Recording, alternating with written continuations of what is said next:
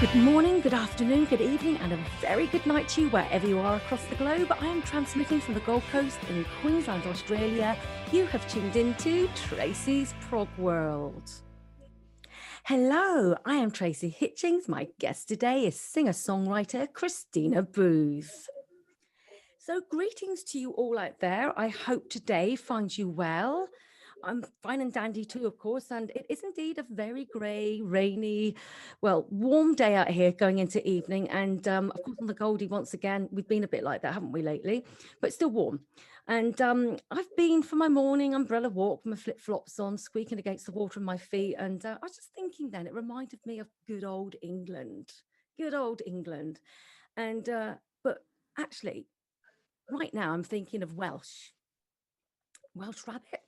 I always wondered why the world's most fancy cheese on toast was named after a furry, long-eared, sometimes pet jumpy type thing. So perhaps my guest who zoomed in from the valleys today and may throw some light on that. And I'd like to give a great, warm Aussie welcome to the award-winning songstress from Wales in the UK. Welcome to Tracy's Prog World, Christina Booth. Hello, Yakida. Yakida, we finally got you here, darling. It's so great to have you. It's been a bit of a journey, hasn't it, trying to get this together? It has, hasn't it? We've had great fun, haven't we? It's been one thing and another, and it's called life, isn't it? It is. It's called life, that's right, darling. Yeah. So how can you throw some light on this Welsh rabbit thing? Well, I think, now I should know this, but I think it's Welsh rarebit. Yes. So I don't think it, maybe it has something to do with rabbits. I don't know. Well, but I've got to say, I do like it. I've cheated and I Googled. So not that we do, but Dr. Googled. I've Dr. Googled, and let me tell you the story that I found, and I stand to be corrected by anybody else there doesn't agree with this. I'm going to get hammered now. But why is Welsh rabbit called what it's called, Welsh rabbit? Welsh rabbit came about as an an ethnic slur against the Welsh by English. Well, actually, I want to tell everybody out there that I'm Cornish now, I'm not English. And the idea being that the impoverished and uncouth Welsh had to eat melted cheese on toast instead of rabbit. They couldn't afford. I mean, how about that? I'm definitely Cornish. I'm not English, honestly. I think it's disgraceful the way the English behave, don't you, darling? But apparently that's and that, yes, they do. And I've had an argument with Clive Nolan about the way the English have treated the Welsh and how he still treats us, actually, to be honest with you. Yes, we've been subjugated for a long time. Yes, absolutely. No, I mean, there's still, obviously, as you know, there's a, well, you might not know, but with the rugby, when we have the rugby games, I mean, the Wales England is there's quite an atmosphere there for that. Yeah, and absolutely. Yeah, I think that's all part of our history, really. But we all love each other, really. It's one big, lovely, cuddly world. Absolutely. And you've got this most fantastic, I can't think of his name, but this Welsh referee. He's the most famous referee, and I can't think of his name now. I mean, because I'm not really, I used to watch football and I used to watch all that stuff years ago, but it's gone. But he's amazing. He's really worshipped actually throughout the world. But anyway, that's another yes, yeah, his name's popped out of my head, but he's, but you know who I'm talking about, don't you? A really old gentleman. I do. Absolutely wonderful. I've listened to his show. He was on a podcast a few weeks ago, and I thought, wow, I was so impressed with him. But anyway,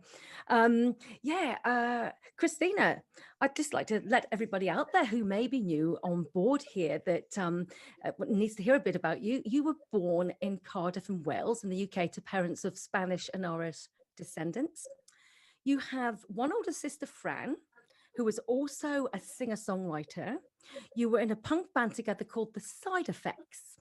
You supported the UK subs in the Two Rank pub. Was that a pub or a club in Cardiff? Because I remember the name from the pub before in the past. Yeah. Was it the Two Rank? Yeah, the Top Rank. It's probably my writing. Rank. Okay. And that's in Cardiff, yeah. But I've heard the name being brought up before about a place that doesn't it get shortened to Rank or something like that, the Rank? Or something like that, you know, possibly. Yes, yeah. Yeah. And I understand you played there supporting the UK subs and you had to be smuggled in as you were only 14 years of age. Yes, obviously too young to actually get in because it was a nightclub and they were serving alcohol. So yeah, there was you know, an entrance around the back as there is to most sort of music venues where you bring all the gear in. Yeah. And they did have to smuggle me in there. So that was a bit of an adventure. I bet it was. Can you actually remember watching the UK subs? Were you allowed to stay behind and watch them as well? Yes, yeah. I've got very fond memories of the punk days. We used to end up going right down to the front, you know, in like the mosh pit. Absolutely. And you know, we'd all start pogoing and just get lifted off your feet. Yeah, but I can't pogo anymore because, you know, women of a certain age. Yeah. You know, if you jump up and down, there are consequences. Yes, there can be consequences. We won't go there. Yeah, if you go on a trampoline, you might find those similar consequences. Similar to pogoing, isn't it? Yes, I've heard that one anyway. There you go. Now, you've worked in the NHS for 35 years in the radiology department, so that's a lot of commitment there, isn't it? And that obviously, given the times we're in, it was one of the reasons at one time, which is why you couldn't come on the show. You were called in, you had to go in. It was urgent, and that's life, and that's good that you're there to do that. So, how have you found the 35 years there? Have you enjoyed it? I have. I mean, to be honest with you, I think, you know, when I went, because it started off as a darkroom technician in the X-ray department in the days before technology, where it all went, you know, sort of just computerized radiography and digital. But I didn't intend to stay. I just started off thinking, right, I'll work for a year here, get a bit of money behind me, and then, you know, go off to London. Fame and fortune, of course, rock star, darling. Absolutely. And then 35 years later, you know, still there. But still there. No, it's been a huge part of my life, obviously, and yes, yeah, it's been a bit tough the last year, but I'd moved hospitals, so I was in a big teaching hospital in Wales. Yes. In Cardiff, and then the last year I moved to a cancer treatment centre. Yes. So the whole COVID thing has been bad, but it hasn't been as bad because we've been actively trying to keep COVID patients out, whereas the big hospitals have been actively taking them in. So I've had a bit of an easier route of it, to be honest. So yeah. No, so that's fantastic, and you're still there. You're still plugging in and still going in there and being the. And what is your particular job there? I'm a healthcare assistant, and I work between theatres. Yeah. So we do brachytherapy treatment for cancer patients in theatres, and then I work in X-ray as well. And I just basically do a bit of everything there, sort of helping out with the doctors, and it's quite varied, and I quite like that, and I love talking to people. Yeah, and you know, when I first went there, I was a bit worried because I thought maybe that you know, working in a cancer hospital would be quite depressing. Right. It's actually totally the other way around. It's very uplifting because the majority of people are just so positive, and you do get some very sad stories, obviously, but it's quite an uplifting place, you know, and very humbling as well. Oh, I should imagine so, very much indeed. And what I find strikingly amazing about you is, of course, you've done that for 35 years and given such great service, but you're also known as the front woman of the progressive rock band Magenta, with many accolades, achievements, having won Best International Singer of the Year a few times at the CRS and whatever else you've done. This is truly quite amazing. You know, I was speaking to Kev Rowland. I've had him on my program a few times. I don't know if you know Kev Rowland, the critic, and he's wrote the Progressive Underground. And he was like saying most people in the progressive rock world have to hold down a job because we just simply can't survive without holding down a job, because it's crazy when I think, you know, when I've gone through a lot of your stuff that you've done, even over the years, and now you read like a, you know, a successful rock singer, which is what you are. Okay. But even so, to hold down a job as well, people don't often know out there that that's what happens, you know. And when people go on YouTube and see the stuff that you've done, which is absolutely stupendous, it's outrageous. And I know we're going to come across to that a bit again later. Christina's done many albums, there's so much on YouTube, and I'm looking forward to speaking about that just in a little while. But also I'd like to say that you have this love of physical and mental exercise. So I understand you did karate for 12 years and you are a black belt. Yes, I haven't done it for quite a while, so I don't think I could pop my leg up quite as high as I used to in my 20s. But yes, I've always from a very young age, I think probably from the age of about 5, I started doing sort of like ballet and tap. And I went on to do sort of athletics and gymnastics in school.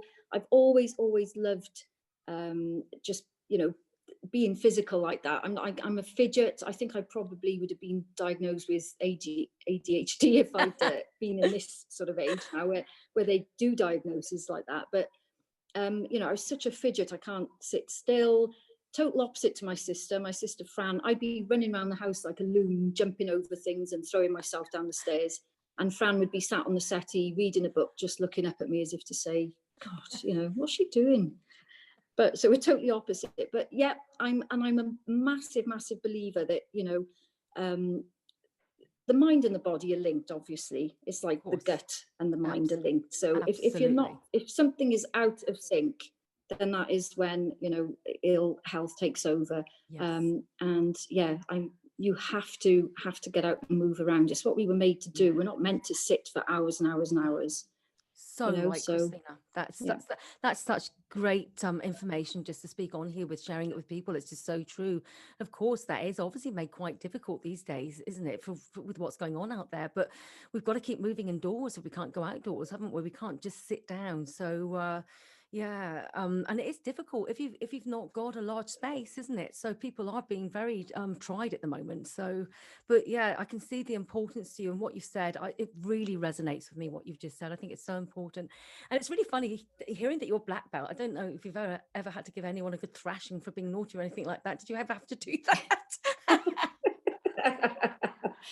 I was a bit feisty in my younger days, but to be honest with you, I think the thing that I loved about karate as well was that the discipline side of it, the discipline that it taught, and the respect that you had to have. Sounds a bit corny, but you know, never underestimate your opponent, that type of thing. Yes. You know, and being respectful the whole.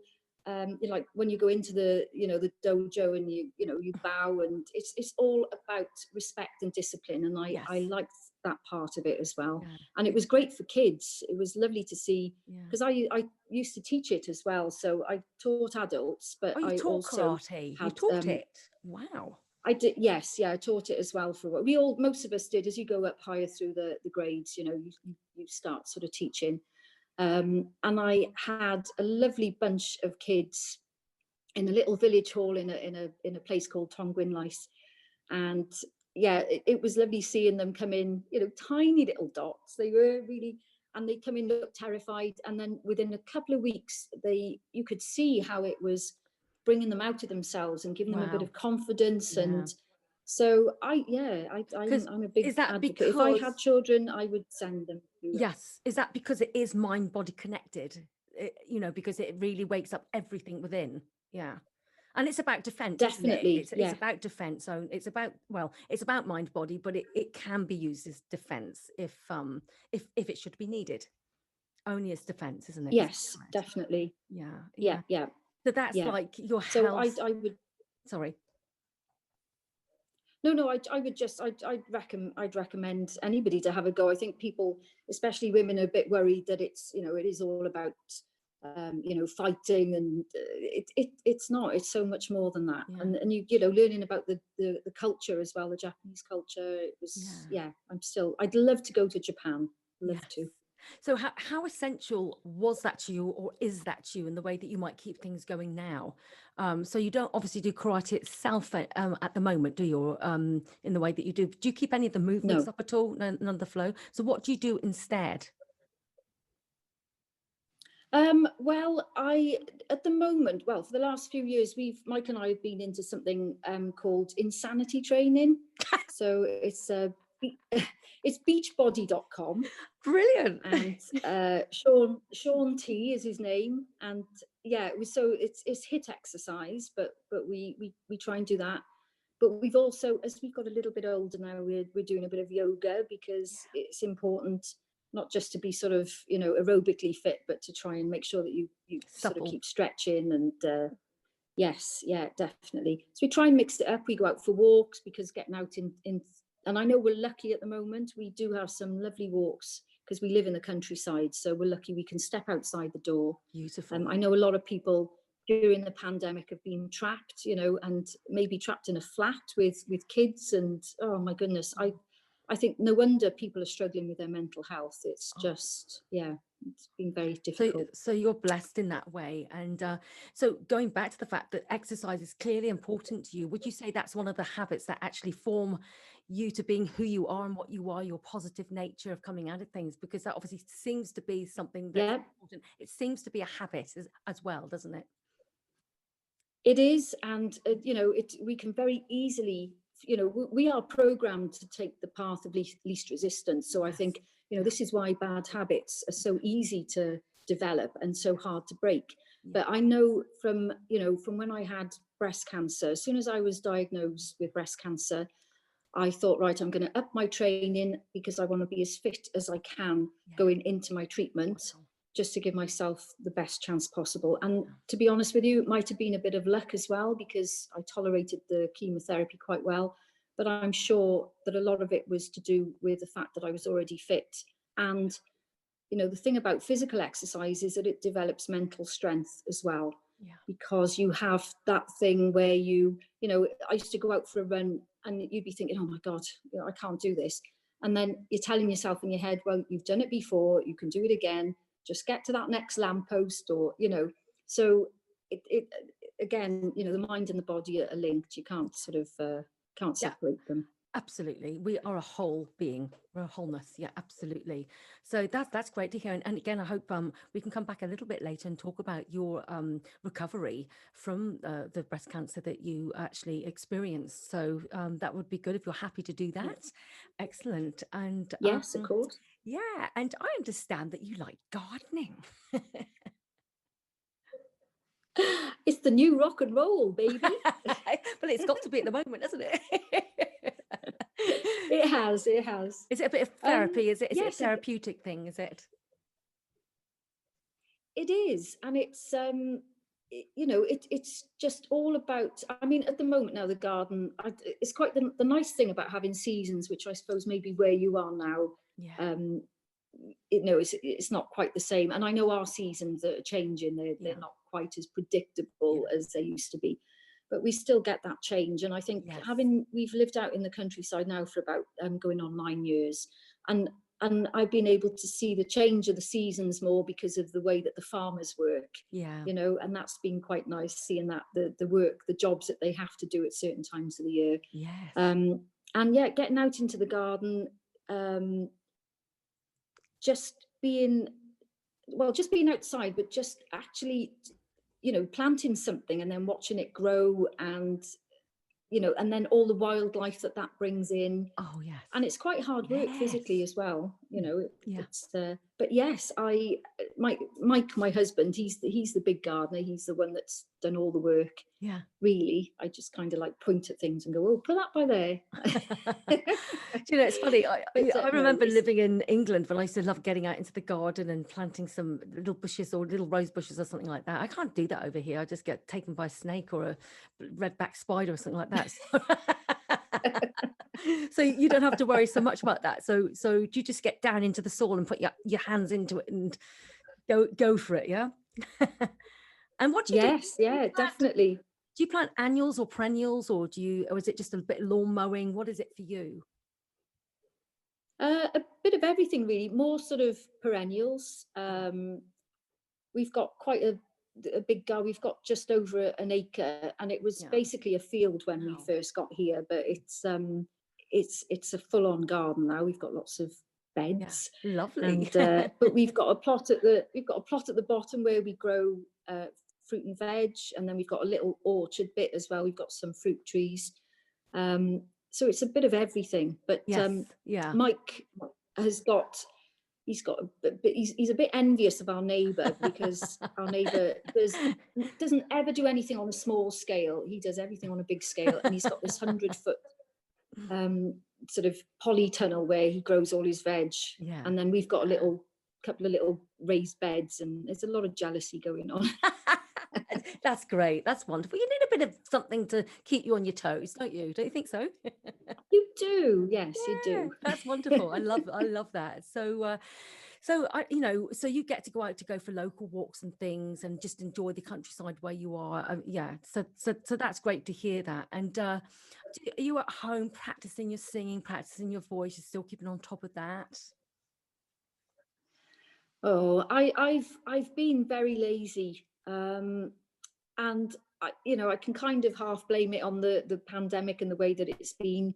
But uh, I lost, because I'm in the middle of trying to do a solo album, and that's been ongoing for a while with Yeah. different things getting in the way. Yes. But I no, I've been very lazy. I normally do try, because, as you know, your voice is, you either use it or lose it. You do have to keep at it, and try, and it's like a car engine, I suppose. You need to turn Yeah. it over regularly for it to Yeah. be able to Absolutely. work properly. So I'm a bit croaky at the moment, so Mm. I really do need to get back onto it, because there's a lot of things coming up now. If we manage to get on top of this pandemic, there's quite a few different music projects and stuff that I just need to be ready to be able to Yeah. to do that, rather than suddenly think, oh my god. Are they to do? No, I know that we're going to come back and talk about your solo project just a bit later. But what other projects do you have on the go? Is it Magenta projects or other projects as well? Yeah, there's a few Magenta projects that are are on the go at the moment. And also there's I got involved with Clive Nolan's Songs of the Wildlands. Right. So Yes. that's his new sort of Norwegian, that is Beowulf, Yes. the story of Beowulf. So I've got a little part in that. So, and I know he was hoping to do that live. So I need to make sure that I'm up for that. So how far So away is yeah, that a few things possibly? going on. So that's at any time when when the actual situation clears, it's ready. I suppose most people's projects would be ready to go because, yeah, it's just waiting, isn't it? Yeah. Yes, yeah, Yeah. Yeah. that's it. Yeah, Yeah. so that they are simmering at the moment. But yeah, we were supposed to. I think it was supposed to be done live in Norway Mm. this spring, Yes. but that's obviously not going to happen at the moment. But Yeah. yeah. So I'm a little bit. It's funny. I think I wish I could transfer my sort of discipline at exercising, because I try and do something every day, to actually doing my vocal exercises every day. Because Mm. I don't know about you, but sometimes when something comes naturally, Yes. and I'm not being big-headed, I do have to work at my voice. But when you can just naturally sing, the tendency then is to think, oh, you just open your mouth and it'll happen. Yeah. But obviously, again, the aging process Yeah. doesn't help. I know I've lost a bit of my top range a bit. I'm not down there yet, but So yeah, I need to work on my discipline with Yes. my singing. Right. Yeah. So, yeah, touche. Even though I'm at home and I could do it, sometimes I think, I'm going to watch a movie. That's terrible, but it's I've done that. I've done that. I've done that. But yeah, I'm getting it back just a little bit by bit. But you're absolutely right in what you're saying.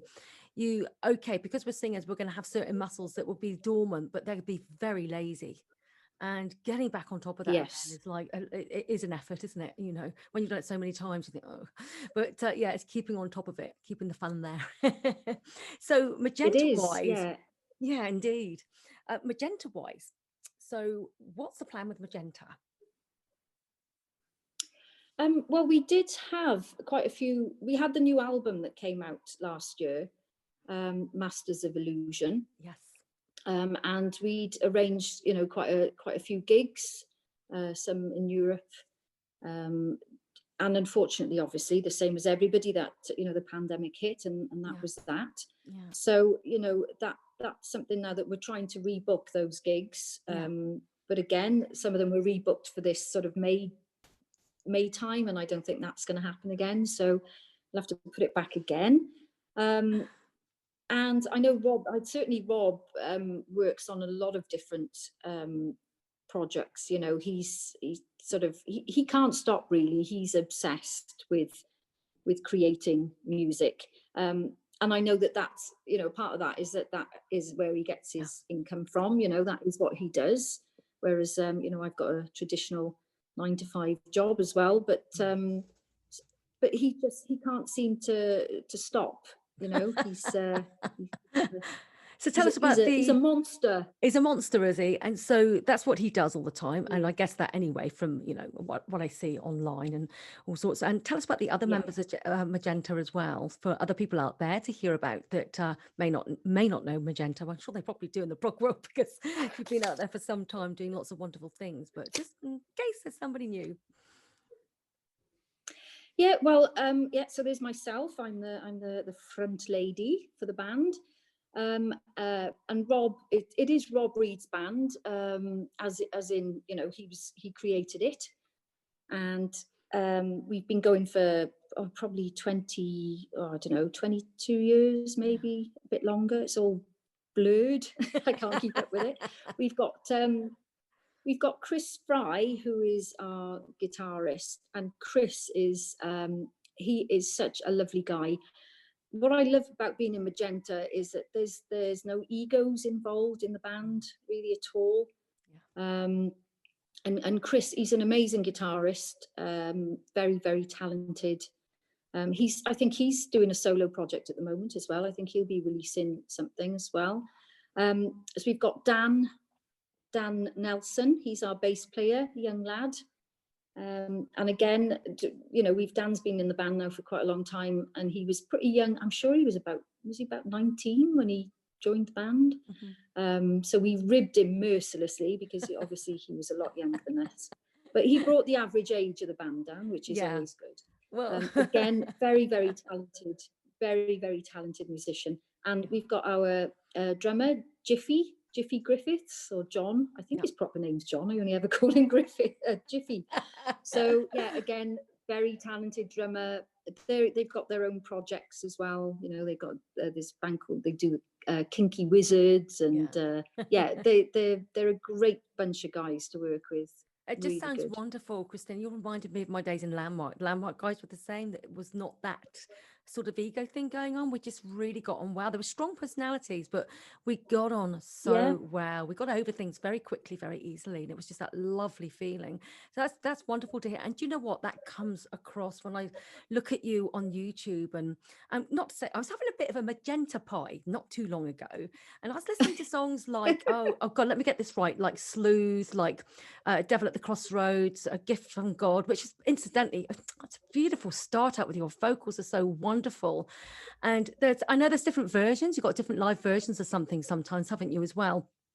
And whatever version this was, I was listening to one version, and this at the very end, I think it was the word silence on the end or something like that, and you just went up there in this mixed head and chest voice, and it's just coming out, and it's just absolutely stunning, darling. And then there's another version when you've got live again, but with cellos, beautiful, and you're doing it like you're a bit, I think we're like that, aren't we? You do it slightly different again. You just choose a different word that you might go up on towards the end. You might do variables, mightn't you, with the vocals? And it's glorious. It's lovely. That gives you that freedom. So it was a joy. Yeah, that was my little Magenta party. But it went further than that. I remember Trojan. Great song, great vocals, Great video, great band. The energy to that song is intoxicating. I say, get on YouTube, guys. Go look at Magenta and just pick on Trojan just to start with, because that is just, it's a great video, isn't it? So how did that all come about? Yes, yeah. Video it is. superb, yeah. To be honest with you, Rob gets involved with all that side of it, and he makes a lot of the videos, and I know a lot of that was what's the word? I'm searching for the word. I can't think of the word. It's like cartoon, wasn't it? It's animated. Yes, animated, yeah, and part animation, part animation and part live in a mixture. But it was done beautifully, because sometimes you can have bands doing that and they just don't get the graphics right, and it can look a bit cheap. But it's beautifully done, yes. Energetically done, beautifully shot. Yeah. Thank you. Yes, yeah. I think I'm going to say now that Peter Passion was involved with doing that. I should know, but I'm not. Yeah. But yeah, again, I think it's quite hard. There's so much out there. There's so many bands out there, and good and bad. But there's the marketplace is getting squeezed, isn't it? It's really quite hard to stand out. And I think it with progressive rock as well. Yeah. I think that it's still a little bit of a dirty word, isn't it? It's a bit of a it's not dirty taken word, seriously. but that song, yes, it's got those progginesses in there, but that's just a great song. To me, it doesn't matter whether it does. Take all labels off. Just listen to the song. The song's great, and that's we've got to start looking at the song. But that's just how things have been set up, unfortunately. And of course, it's the most recent one that you've done. Is it called Speechless? Is that your more recent one that you've actually recorded? It might not be a recent song, but is it with regards? Because I saw something live online. Speechless, does that ring a bell? 2020? Yes, yeah. Well, Speechless, it is an old song. It's actually a song that I wrote with Rob when we were in our Tripper days. Yeah. And when we were in the sort of pop music, and trying to get a record deal back in the sort of 90s. And that's a song that Rob, because it was such a good track, he sort of lifted it from that and Magentaized it a bit. Yes. But yes, yeah, that's there's lots of different versions of that around. That's a song that's so I think he used to call it the Milkman song, which was there a song that you're talking about Tripper now, aren't you, with Rob Reed? There was a song called in Tripper, a song called Fallen, and you're singing Falling, yeah, and there's a live video. You've got pigtails. The pigtails look great. Love them. Love the pigtails. Okay. But the song again, I love that song. I think it's a great song. There's so many great things out there that didn't get picked up. It's just not right. Something's not right, We've got to get some girl power going on here. Yeah. It's really hard, you see, because I think, you can let that eat you up. Yeah. Inside, really, sometimes. And I think that was something, certainly, like you said, we'll talk about this later, but I know when we were going, I was obsessed with getting this record deal, and and it made me quite ill, because I was just so focused on that, and we couldn't quite work out why it wasn't happening, because we did get a publishing deal, and then we were Joe Wiley's single of the week on Radio 1 at one point, and there was lots going on, and then it just nothing happened. It just all disappeared, and I really struggled to come to terms with that, because the thought of not making it in music and not doing music as a living was just, I couldn't think of anything else. I was thinking, what we can do. Would you say and I've had to learn to step back from that. Oh, right. Would you say that feels like grief to you at the time? Is it like a grief, like a grieving? Because I have had overwhelming. I've had that experience with it. The realization that it's not going to happen. So would you say for you that that's part of your journey, where you experience the sort of real hardship and the sensing of failure, which is not really failure? It's just the world out there, isn't it? We can't get things to be picked up that are so good and so deserving. But that sense of failure inside, for me, became actually something like a grief, like grieving, but eventually got over it. But it was really hard to deal with. Well, I remember we were sat in we went for an A&R meeting, I think at EMI, and I was just sat there, and this, bloke behind the desk was blah, blah, blah, and it was all, well, it's not quite what we're looking for, blah, blah, and the same spiel over and over again. Yeah. And that's fine, you've got to accept that your music, some people just are never going to get it and never like it. Yeah. But, I just sat there and I was looking at him and I just stood up and I said, I've had enough. I can't listen to this shit anymore. And I just got up and walked out. I remember Rob sort of, looking at me and looking at him and going, oh. Yeah. And it was at that point when I just thought, no, I can't do this anymore, because every time that somebody said no, it was like they chipped another little bit away. I could feel myself almost a bit dramatic, but I could feel myself disappearing almost. Yeah. And then I had to have a little break from it. Yes. And I needed that to make me realize that actually, no, I still want to do it, but I just have to find a different way now of doing it, and not be obsessed with getting that fame and fortune thing. It was just enjoy creating, enjoy the creativity. Yeah, absolutely. Yeah. So would you say that in itself is the blessing in disguise? You still have your voice. What is your blessing? Definitely. Yeah. Sorry, I did that wrong there. Well, I think so. Yeah. Yeah. It's. I think. Sometimes, again, when something maybe comes naturally to you, and I didn't realize that I had a talent for singing, and it was just. I think I remember I was singing along to Blondie, I think, in my front room with the window open, and there were some friends from school sat on the wall, and I was singing, and they all went quiet. And then I stopped. I was like, what? And they just all went, oh, you've got a really good voice. And I said, oh, have I? I just, I didn't know that I could sing. That was your aha moment, wasn't it? Yeah, it was a bit, because I just suddenly thought, oh, can I? And then I started experimenting with it and singing along to different types of songs, and different artists, and it was, that was a magical moment where I thought, my God, people just actually shut up and was listening to me then, they were listening to me. It was really funny. But yeah, it is definitely a blessing. And I think realizing that, I was chasing that dream, which is fine, because there's nothing wrong with we all have dreams and ambitions.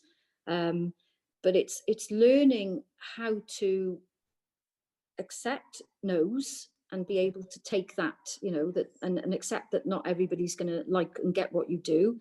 And yes, just focus on the people that enjoy your music, rather than try and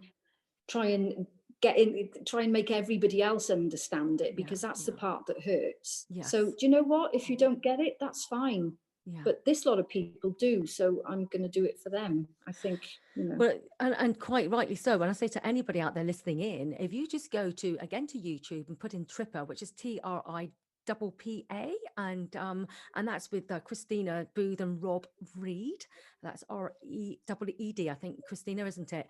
And just put in Trippa, and you'll come up in there's a song called, it's Fallen or Falling, darling. It's Falling. Yeah. Falling. Just get that one up, and you ask yourselves, when back at the time it was recorded, why something like that didn't it's just as an example, because it just goes to show me I think we all know this now. Obviously things were run by bigger corporations, and so it's just the way it went, isn't it? However, you're absolutely right. Concentrate on the people that do love it, because you certainly have crowds of people coming to see you when you play, and that's very evident on YouTube. So so get on there, everybody. Look up Magenta and look up Trippa, and you've got to see this, because this is a very talented lady with a very beautiful voice, and also singing behind a rock band. Can handle it, can't you, girl? Good old girl power going on there. So yeah, you see, me and you were there before the Spice Girls, weren't we? Oh, we were, darling. We were there before the Spice. That's a good thought, actually. We were doing girl power already, weren't we? I don't think the big corporate companies wanted to listen, but we were definitely doing it, and we're still sort of there. We're not definitely there, you know. So, and I'm here by doing my podcast show and writing my stuff, and you know, I'm looking forward to coming back to the. I know that you're going to come back and see me again, so we're going to actually chat about your solo album and what's happening with that, what it's about, why it's about. And also we've got a wonderful discovery that you made for yourself, which is coupling up with, you know, coming through an illness that you've recovered from, but also the discovery of Q science, which I found fascinating when you first brought it to my attention. And I really look forward to sharing it with the listeners out there, because I think what you brought to my attention was really important. And by the by, also, Christina, you know, I'm going to order some stuff from Christina, actually, because you put word out there a while ago, Christina, about if anybody wants to order anything. And I thought, yes, I've got to do the sleep one, because I'm not sleeping, because I'm podcasting all over the world at crazy hours. And I'm going to start with that one. So I'm just reminding myself here on Tracy's Prog World, so everyone can see that I'm not making that up, because this stuff is great. So you've got to come back when Christina comes back to see what this is all about. So just a moment, Christina, I'm just going to pause and check something with my husband. So just doing that there, just checking a minute. 1 second. Peter? It's not 40 minutes yet. How long is it? Oh, I thought that you'd gone. No. You've got another 5 minutes. I can edit that out, it's all right. That's all right, we'll edit it out. She's sicky already. No, I misread the clock because it's so small. No. It's 6:50. You've got another 5 minutes, babe. In fact, you've got another 10 minutes. So off you go. I'll give you a dong. That's hilarious. That's okay. That's hilarious. Well, I'm reading that wrong, and there's a digit wrong there. How can that be wrong? That can't be wrong. Okay, so where were we? So we were there with that stuff. So we're going to come back to that. Now, is there anything that you want to cover with Magenta or music or what you're doing at all? Oh, you're into marketing, aren't you? The marketing is the network marketing. Yes. Is that to do with the Q? Yes. No. Right. Okay. So we'll save that. Maybe we'll go back into a bit more of your sister and what she's doing. Is she still singing? She is. Yes. Yeah. Because she's just finished her last dose of chemo she got diagnosed with bowel cancer during the pandemic. Grief. So, good grief. But yeah, she's very talented, my sister. Yeah, with her singing, she's an artist. She writes. She does loads of stuff. So what's her style then, your sister? Because I didn't actually know of your sister before just recently. So what sort of style of music is she involved with? Well, a lot of people say that she sounds very sort of Joni Mitchell. I think quite heavily influenced by Joni Mitchell. But wow. We've got different quality, different tone of voice. Yes. Hers is quite quite bluesy, like a bluesy voice. Really? So does she have stuff for sale online? I don't think, no, she's not pursuing that route. I'm trying to persuade her to sort of, record some of her stuff properly and get it down there. She does a few sort of lives, there's a couple of music rooms that she performs in live. Yeah. But yeah, I'm trying to persuade her to a bit more private, to do a little bit more. Yeah. She's also a part of a group called Ladies of Rage. Ladies of Rage. A big group of Ladies of Rage, and they're all different age groups, and they come from different musical backgrounds. So there's rappers in there, and there's folk singers, and they're all sort of being put together, and they perform live. So does she is she like you? Does she do the karate? Is she similar to you with her sports outlook? No, totally different. Like I said, doesn't like moving, is quite happy just to sit and read for hours, or to she'll just sit and watch. She does this. Is there like a horror fest where they play about, 10 different horror films back to Yes. back, and she'll just sit and watch them, and Yeah, they're very excellent. different like that. It's funny, thinking about you being a black belt again, that keeps coming back. I keep having it in my mind because I find this wonderful. Have you ever seen a film? Because I can almost see you in a movie kicking ass as a singer. Have you ever seen a film called Vicky Cristina Barcelona? I don't know if you've ever heard of it, but it's called Vicky Cristina Barcelona. Yeah. Yes. Because I can see it. I can see it retitled. It could be Christina Black Belt Magenta. You know what I mean? I think that could at least be a song. You could do a song, do a video. Yeah, Christina Black Belt Magenta. We'll have to, Vicky Cristina Barcelona. Maybe we can collaborate. Hilarious. But it's intriguing me. That's intriguing because I've always like keep sport and keep fit and things like that, but I've never, and I've done a little bit of the what's it called, that when you did this stuff years ago, Tai Chi, darling. Yeah, I really enjoyed it. Actually, it really brought a rhythm of breathing, a rhythm of flow. If you keep it up, I did it for probably about half a year. And I don't know what happened for me to stop, but it was quite a while back. But it really brought a sense of flow about the head, the blood flow and everything. It was truly wonderful, very gentle, but extraordinarily powerful, isn't it? Yeah, absolutely. Yeah, very, very. Have you done that yourself then, the Tai Chi? Is that part of being a karate person, or is it nothing to do with it? I haven't done Tai Chi, but within karate, there's a flow of movements called a kata, when you learn the different katas as you go through, and they're just putting all the karate moves together into, it's almost like a choreography, choreographed, I don't know, fied.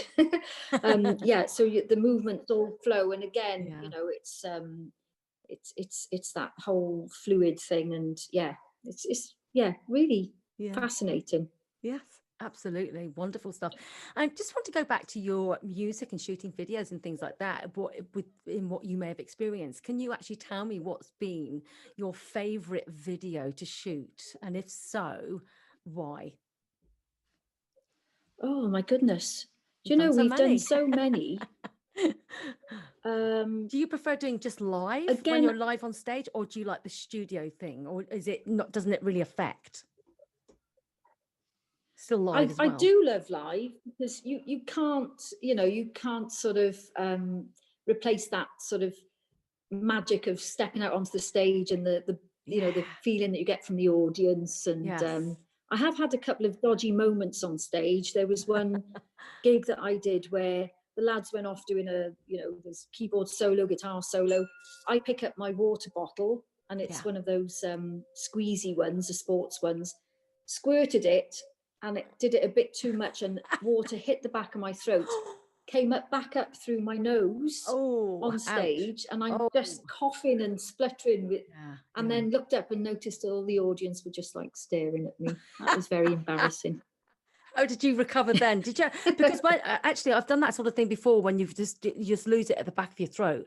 It's almost impossible to sing. You have to recover, don't you? Because it's affected the whole area. It's affected that whole area, hasn't it? So how did you recover from that on stage? Did you have to walk off for a second, or did you just cope? Well, no, I just coped, and then realised that because I'd been coughing and literally choking, that I really didn't know where I was in the song. Yeah. And Rob was looking at me, sort of going, as if to say, "Come on, you're coming back in now," and I couldn't. So I ended up. There was some kids at the front of the stage. Some of the proggers had brought their children with them, and they were right at the front. I ended up getting them on stage, and asked them to do a little bit of a dance. Just whilst I quick thinking on your feet. I know, because I understand that. You just need to recover, don't you? You just need everything to settle down, to make that space at the back of the throat. And that's so funny. And just another curiosity on finishing off on your little first visit here. What song written by somebody else for you is very memorable to you?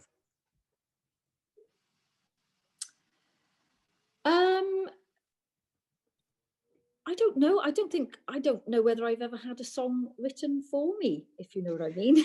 So you mostly collaborating most of the time then, you know, your vocals, you take care of Well, that no, side of it. Actually, that's right, because the Magenta, most of the Magenta tracks are written by Rob and his brother Steve. So Steve Reed does all the lyrics.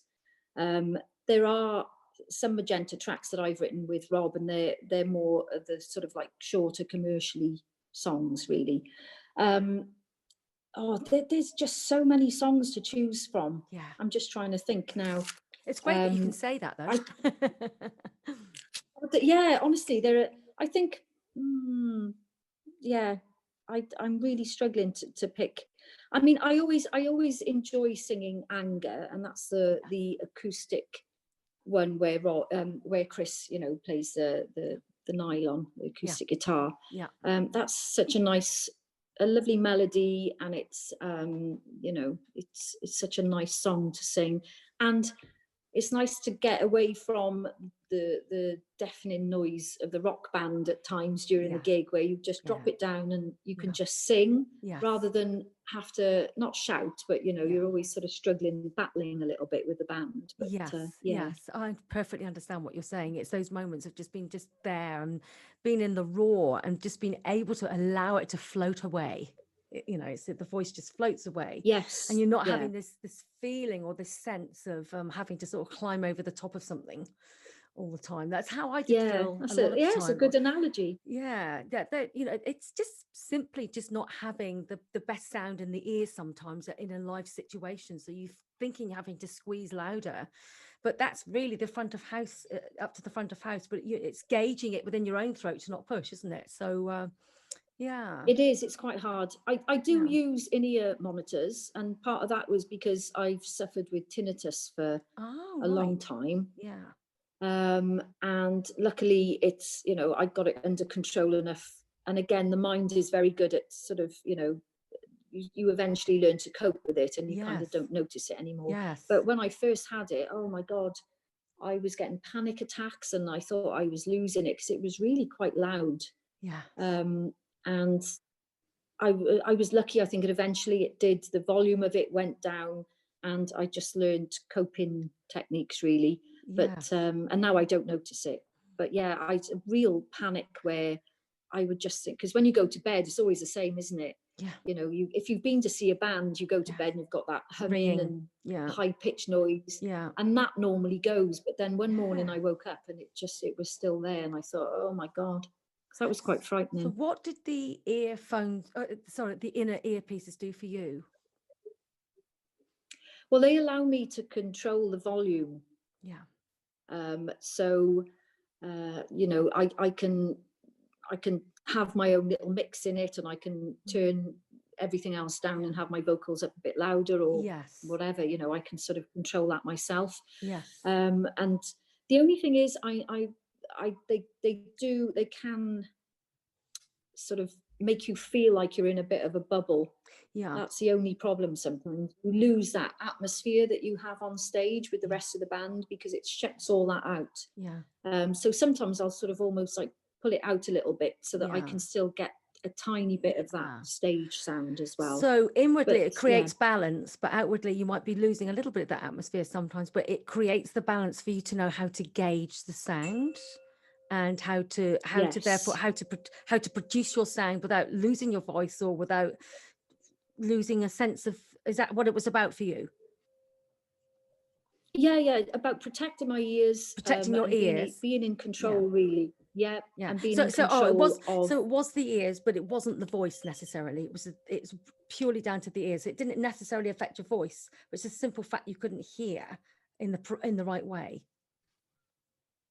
And it does help, because obviously, you know yourself, when you're singing live, you know, you can go out of, you know, you can lose the key sometimes. You can, you know, you're a bit flat, or again you're shouting. You don't realize maybe that you know, your voice, you're stretching your voice a bit past its sort of comfortable range. But so it was just about protecting it, really, protecting the hearing. Very it's funny important. because I'm asking those questions because I've never had in-ear monitoring.